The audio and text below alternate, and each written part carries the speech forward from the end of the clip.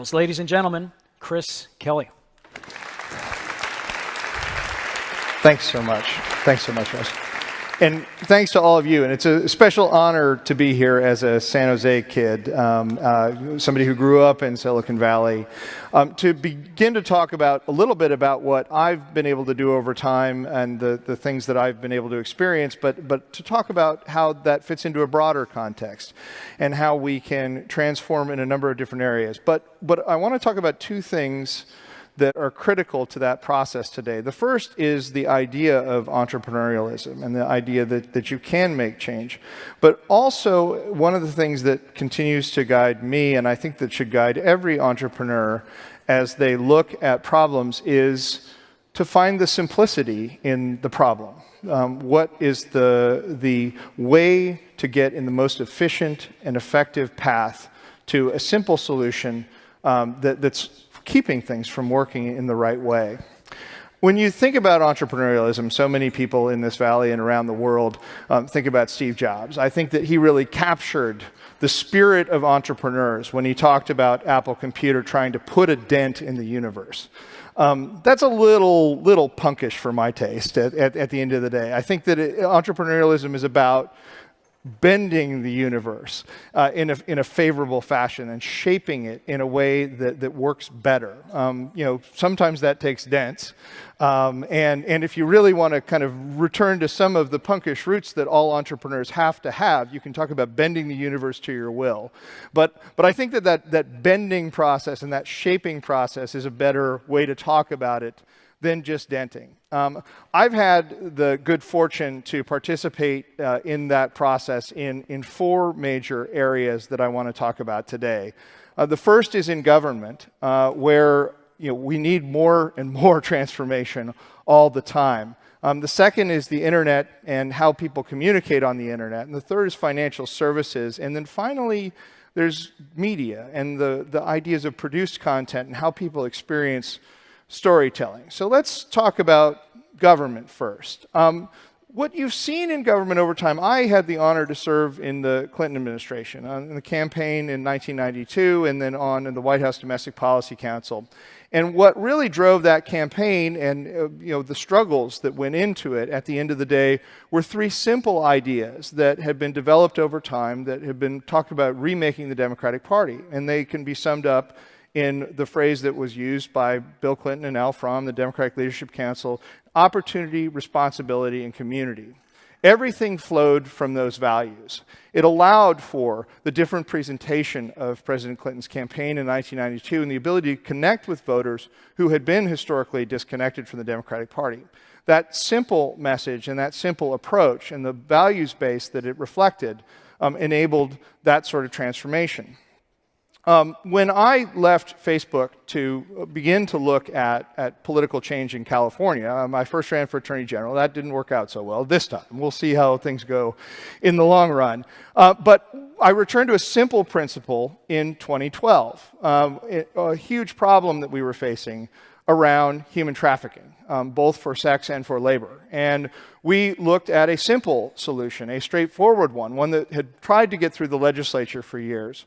We put together a comprehensive package around some greater penalties, some greater fines because of the economic motivation in so many areas, but also a transformation of the way that we treat prostitution cases especially, and a rethinking of a simple idea that most women who end up in prostitution don't want to be there. They have been trafficked. And we put this on the ballot before the voters of the state of California after a lot of struggle through the political process. And luckily, voters still listen. Things still resonate. Simplicity still resonates with voters. And we got more votes for Prop 35 in 2012 than for anything on any ballot in the history of the state of California. So that's now the law of this state. We've been able to transform it. So looking to the internet, which is the most recent business experience that I've had as a sort of day-to-day employee. When I joined Facebook in 2005, we thought that there was a simple problem that everyone was facing. It was a college site at that point. But people didn't have a uniform online identity on the internet. And all of the things that can flow from having a trusted, known identity on the internet were missing. Mark Zuckerberg and Dustin Moskowitz and Chris Hughes had figured out that if you did that validation, if you took the Facebooks from the different houses on the Harvard campus and you put them all together and enabled people to communicate on that basis with their real identities, wonderful things could ensue. And as we expanded to the rest of the world, it was high schools right after I joined in 2005, and then businesses that we were validating based on business domains, and then a broader challenge, which was allowing everybody with any internet address to get on the site. We still had to have those validation points. We still required that people use their real names, and we would cull accounts where people weren't using their real names. That allowed for an incredible transformation of the way that people communicate online and building more trust in the world. That's not to say that I don't think that there's a place for anonymity in some communications online. I think you're seeing a lot of experimentation in that space today, including some companies that I'm involved in. A company called Eroder that's working on college campuses allows people to use limited anonymity in certain places. Companies like Whisper, which is doing very well, are enabling people to express themselves in that way. And of course, that some of the other plays in social networks, Snapchat and Twitter, allow for more anonymous or pseudonymous communication. Those are valuable things, but the simplicity of looking for identity enables the building of an incredible new trust infrastructure. Now, if you look at the financial services space, things are incredibly complex.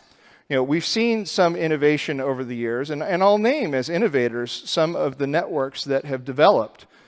Things like Visa and MasterCard and PayPal.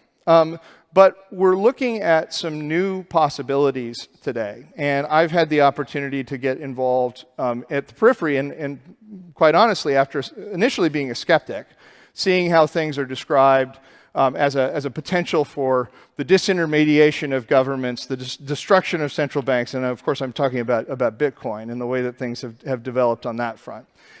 What Bitcoin means is it's distributed trust infrastructure that's still anonymous. There are possibilities here, and there are, as a simple idea at the end of the day, is that if you can use cryptography to actually connect people more effectively in a trusted way. There's still problems with it as a currency or store of value, but as a payment system, it's quite interesting. And that's one of the reasons why we, about 8 months ago, I had the honor and chance to join the ownership group of the Sacramento Kings, and why we've started experimenting with it in our Kings business, and I think that you'll see it in more and more businesses across the universe. But again, that simple idea that payments are supposed to be easy, that you're supposed to be able to establish trust and an end-to-end link, that's what's driving that process.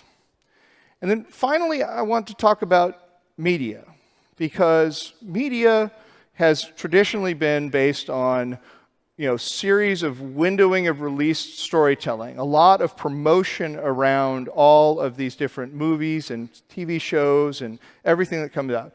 Obviously, Netflix is the leader in innovation in this valley in changing that, in enabling people to have more content that they want to see, more stories that they want to see available to them where they want it and when they want it. It's also supported, obviously, by extraordinary extension of wireless networks and of wired networks, the speed of the internet going up so much, and the expectation that we all have that there's no reason that we can't pull up a quick episode of House of Cards on our tablet, when we've got a half an hour or an hour to spare. But that's ultimately driven by simplicity too. It's supposed to be easy to get to that content, and businesses have been built historically in the media space on the scarcity of that content, the exclusivity, the different timing that you have to wait to get it on DVD or on demand. That's changing and rapidly, and it should change and rapidly. But that also has another sort of unfortunate cultural effect that we should look at as a simplicity problem too, is that it's hard for everyday people to tell their stories.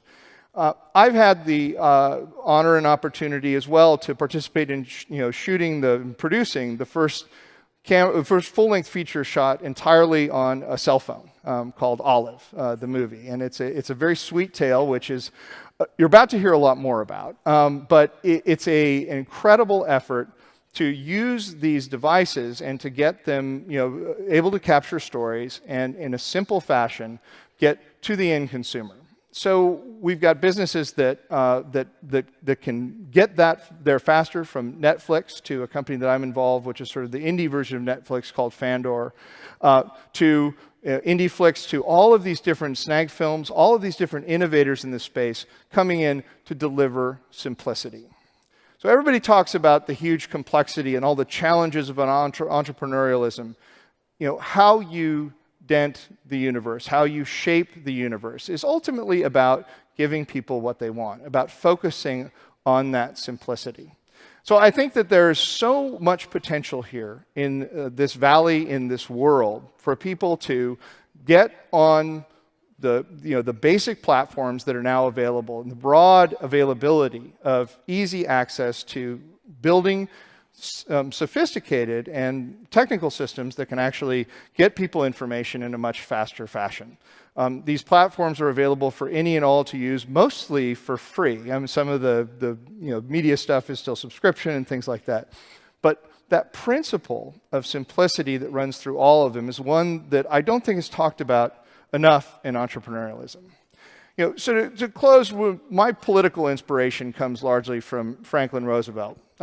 He took an incredibly challenged nation at a time in the 20s and 30s that needed to be delivered hope, and it needed to be delivered a different approach to economics and to a number of different ways of running the government.